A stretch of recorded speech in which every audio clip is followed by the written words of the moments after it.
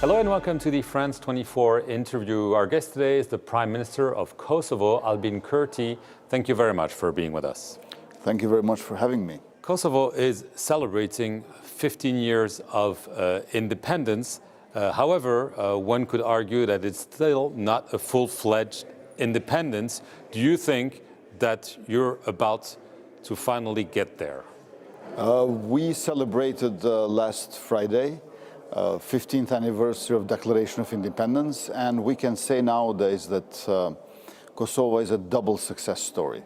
On one hand, we are a success story of NATO intervention to stop genocide of Milosevic's Yugoslavia and Serbia.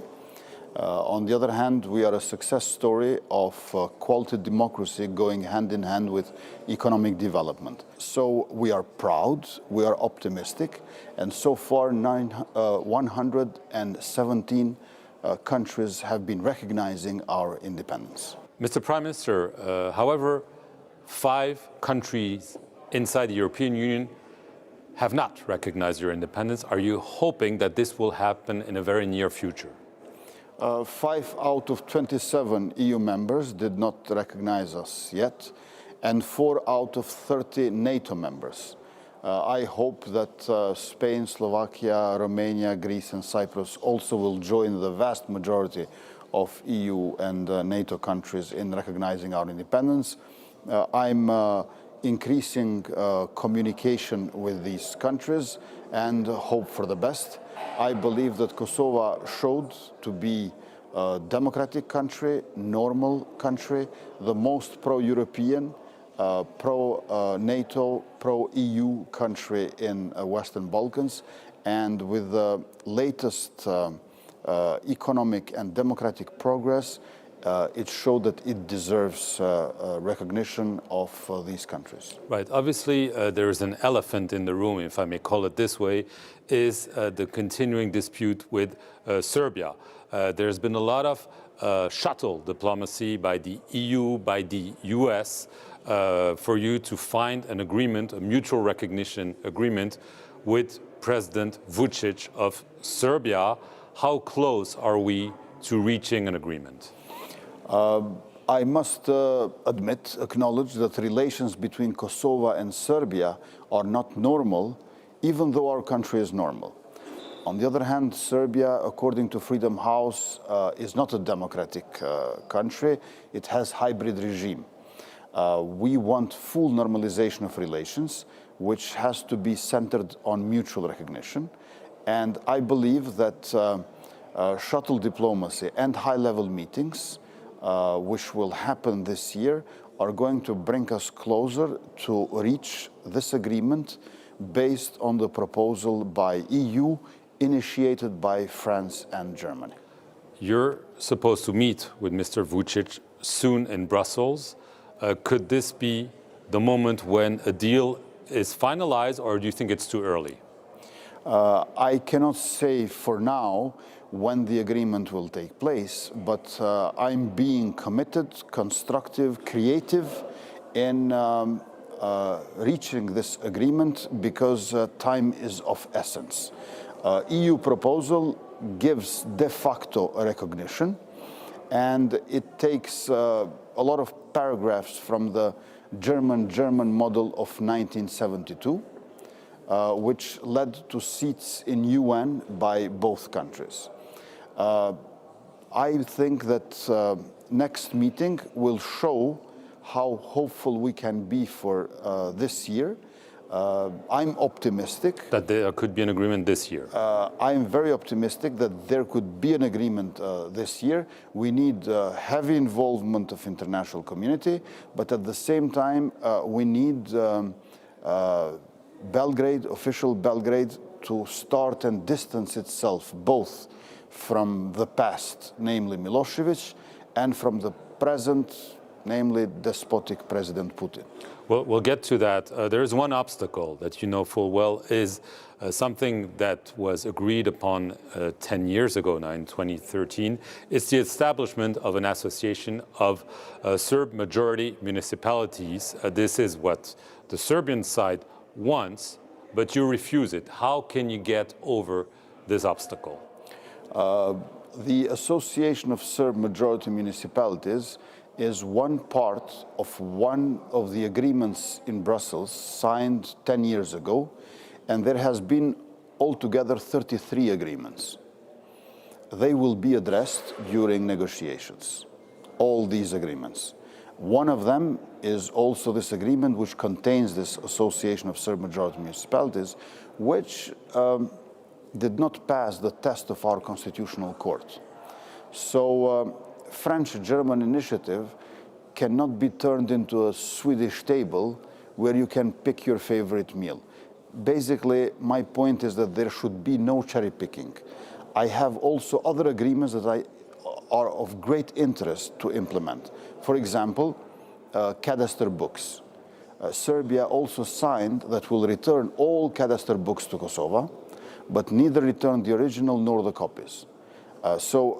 There is a lot to discuss about. The time will come for that, but we have to open talk first. Right, but what you're saying, if there's no cherry picking on the Serbian side, you will not be cherry picking, and this issue that is important for President Vucic will be addressed. All of these agreements will be addressed. I acknowledge that not only mutual recognition, but also national minority rights are a crucial part of normalization of relations. Do you trust Aleksandar Vucic? He once called you a terrorist scum.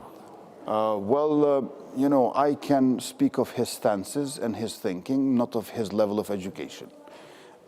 He called me all sorts of names, but I think that that has to do a lot with nervousness and panic in Belgrade, with progress in Kosovo. In spite of non-recognition of Serbia, we were progressing, and they pretty much isolated themselves by not delinking their military, their economy, their energy, their media, their university, and their Orthodox Church from Kremlin. Right. I want to get now to the issue of Russia's role. Obviously, Russia did not appreciate what happened back in 1999, NATO intervention. We're not going to rewrite the history. How much of an impact is it having on Serbia, on President Vucic? I think they have a huge impact in Serbia. 56% of oil industry of Serbia is being owned by Gazprom. In Banatski Dvor in Vojvodina, which is a province of Serbia, there is the greatest gas storage in Southeast Europe. Again, majority of shares, over 50%, owned by Gazprom. Lukoil, Roscosmos, Rosatom, VTB, Sberbank, then all branches of big corporations of Russia are present in Serbia. They've got 14 MiG-29s from Russian Federation and Belarus. They've gotten a month and a half after Russian invasion in Ukraine. Serbia got a defense system from China, HQ-22, and 160 kilometers from capital of Kosovo, Pristina, they have in Niš a Russian so-called humanitarian center. The regional base for Sputnik is in Belgrade. There is a lot of espionage and a lot of hybrid warfare against Kosovo. I think that they are too close with each other, and their links are very deep and broad, also cultural and historical. So it takes a lot of efforts, much more than what is being done now, to simply turn Serbia into a European country. I must say that the greatest obstacle to this is the fact that 20 years ago, the most democratic Serbian politician, Zoran Đinđić, who was student of Jürgen Habermas, was assassinated in Belgrade. And since then, rather reactionary forces took power. Is Mr. Vucic the puppet of Mr. Putin? I think that at large extent, he is playing in Putin's hands, and sometimes he does a gesture which shows that maybe he is not fully aligned with Putin because he wants to get EU funds. and he wants to get US tolerance. So even when Belgrade seems that is not fully aligned with Kremlin, that is because their economy is also linked with the West. The war in Ukraine, what impact is it having on your issue that you're trying to solve? Is it a game changer? We fully support the national liberation struggle of Ukrainian people against Russian invasion and military aggression. We think that peace and victory for Ukraine are not two different things. We believe that the West should show sympathy, empathy, solidarity, and help even more Ukrainians. We have received 12 Ukrainian journalists who became now, as refugees, residents of capital town of Kosovo, Pristina. And we are suffering also from this aggression because, number one, inflation that is happening and energy prices which went up are direct consequence of this war. But at the same time, Serbia became more aggressive towards Kosovo since Russian invasion. 48 forward operation bases are around Kosovo, 28 military and 20 gendarmeria, where mercenaries of Wagner and paramilitaries of Night Wolves are seen. Do you fear attacks by those Wagner mercenary types against Kosovo? Well, it is probable. We are vigilant, not afraid. We cannot exclude that. But even though Kosovo is not in NATO, NATO is in Kosovo, and I have been very much increasing investments in our defense and security sector. As a conclusion, do you think that the war in Ukraine might change the views of those countries that are not convinced that Kosovo deserves independence? I think that they changed already the atmosphere of their attitude towards us, but concrete steps are needed, and I hope that sooner rather than later they are going to join the rest of EU and NATO countries and recognize our independence, because Kosovo wants to join international organizations, wants to join EU and NATO, not only to benefit but also to contribute. Albin Kurti, Prime Minister of Kosovo, thank you very much for appearing on the France 24 interview.